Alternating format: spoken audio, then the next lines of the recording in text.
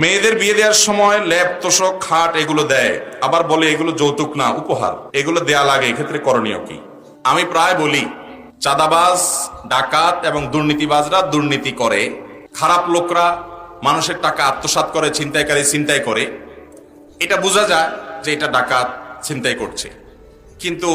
যারা যৌতুক নেয় উপহার বলে, এখন অবশ্য উপহার বলে না, এখন আরো আপডেট হয়েছে, টাকা পয়সা লাগবে তো বিয়ের সময় মেয়ের বাপকে বলে যে আমাদের তো আসলে কিচ্ছুর দরকার নাই, আপনি শুধু 2-3 লাখ টাকা হাওলাত দিবেন, ভিসা আসছে সৌদি আরবের, ছেলে সৌদি আরব চলে যাবে, মালয়েশিয়া চলে যাবে, ভিসার টাকা হাওলাত দিবেন, আমরা আপনার কাছে আল্লাহর রাস্তে চাই না, যৌতুক আমরা খাই না, এটা হারাম আমরা জানি। মেয়ের বাপ, তার কাছ থেকে আপনি উপহারের নাম দিয়া, হাওলাতের নাম দিয়া বিভিন্ন রকমে যে সমস্ত খাট পালং ফ্রিজ কিনছেন এবং তার কাছ থেকে এগুলো আদায় করছেন, মোটরসাইকেল আদায় করছেন, টেলিভিশন আদায় করছেন,